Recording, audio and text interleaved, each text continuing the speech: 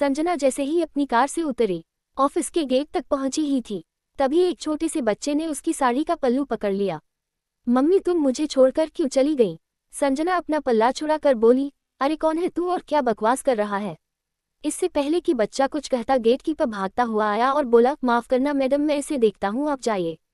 संजना तेज कदमों से आगे बढ़ गई। गेटे पार कर आगे जाते समय उसने एक बार पलट कर देखा। गेटकीपर उस बच्चे को भगा रहा था, लेकिन वो बार बार अंदर जाने की जिद कर रहा था। संजना लिफ्ट की ओर बढ़ गई। अपने केबिन में पहुंचकर वह काम में जुट गई। बहुत ज्यादा काम पेंडिंग था। दोपहर कब हो गई पता ही नहीं चला। लंच के समय वह अपना खाना खाने बैठी, तभी उसे उस बच्चे की बात याद आ गई। संजना ने जल्दी से अपना टिफिन खत्म किया और वह उस गेटकीपर के पास पहुंच गई। संजना ने इधर उधर देखा लेकिन बच्चा कहीं नजर नहीं आया। गार्ड भैया, वो बच्चा कौन था? संजना ने पूछा तो गार्ड बोला, मैडम उसकी आप चिंता न करें, अब वो आपको परेशान नहीं करेगा। मैंने उसके बाप से उसकी शिकायत कर दी थी, वो उसे यहाँ से ले गया। वो तो ठीक है, लेकिन वो ऐसे क्यों बोल रहा था? संजना की उत्सुकता बढ़ती जा रही थी। गार्ड ने कहा, भले घर का बच्चा है मैडम, उसकी माँ गौरी इसी बिल्डिंग में साफ सफाई का काम करती थी। उसका बाप शराबी है, सारा दिन शराब पीकर पड़ा रहता है। एक दिन जब वो घर पहुंची तो पति पत्नी में झगड़ा हो गया। गौरी का सिर दीवार में लगा और वो चल बसी। अब ये बच्चा यही घूम घूम कर भीख मांगता है। इस बिल्डिंग में आने वाली बहुत सी लेडीज को अपनी माँ समझकर पीछे पड़ जाता है। आप नहीं है इसलिए आपको अजीब से लगा? संजना ने दुखी होते हुए पूछा, लेकिन आपने उसके बाप से क्या कहा? गार्ड बोला, मैंने उससे कहा कि अगर आज के बाद ये बच्चा यहाँ नजर आया तो तुझे पुलिस में पकड़वा दूंगा। वह उसे मारते हुए घर ले गया। दुख तो बहुत हुआ, लेकिन कर भी क्या सकते हैं, इसकी रोज कंप्लेंट आती है। संजना बिना कुछ बोले अपने केबिन में आकर बैठ गई। वह एक गहरी सोच में पड़ गई। उस मासूम बच्चे का चेहरा बार बार उसके सामने आ रहा था। आज उसकी वजह से उस बच्चे की पिटाई हो गई। उसका बाप पता नहीं उसके साथ क्या करेगा। अगले दिन ऑफिस आजे टाइम भी वो बच्चा नहीं दिखा। संजना को इसी तरह 3 दिन बीत गए। एक दिन उसने फिर से गार्ड से कहा, गार्ड भैया वो बच्चा दिखा क्या?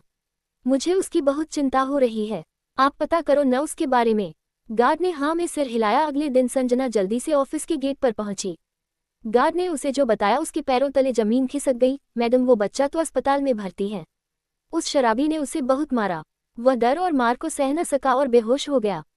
पड़ोस के कुछ लोग उसे अस्पताल में दाखिल कराए हैं। संजना ने कहा, उसके पास अब कौन है? गार्ड बोला, कोई नहीं है मैडम, अब पता नहीं वो जिंदा भी है या नहीं। मर गया तो उसे लावारिस समझकर उसकी क्रिया कर देंगे। जिंदा बच गया तो फिर से वही बाप के जुल्म सहने के लिए तैयार हो जाएगा। संजना अंदर से तड़प उठी। एक बार ही सही उसने उसे मम्मी कहा था। वह गार्ड से अस्पताल का पता पूछकर अस्पताल पहुंच गई। वहां उसने पता किया तो उसे एक सरकारी वार्ड में पाया। वह अभी भी बेहोश था। संजना ने डॉक्टर से पूछा। डॉक्टर बोला, मैडम कहाँ थी आप? ये बच्चा आपको कितना याद कर रहा था। अभी इसे नींद का इंजेक्शन दिया है, वैसे अब ठीक है। आपको अपने बच्चे का ध्यान रखना चाहिए। और इसे इतनी बेरहमी से किसने मारा? संजना बोली, वो मेरा बच्चा नहीं है, इसके बाप ने मारा है इसे। इसे कब तक होश आएगा? डॉक्टर से बात करके संजना वहीं बैठ गई। एक बार मम्मी बोलने से जो अनजाना सा रिश्ता बन गया था, उसे निभाते हुए वह शाम तक बैठी रही। शाम को बच्चे को होश आया। उसने धीरे से आंखें खोलकर कहा, मम्मी तुम कहाँ चली गई थी? देखो पापा ने मुझे कितना मारा। संजना ने उसे प्यार से गले लगा लिया। बस बेटा, अब तुझे कोई नहीं मारेगा। तभी पीछे से अविनाश जी की आवाज आई, हाँ और अब मम्मी भी तुझे नहीं छोड़कर जाएगी।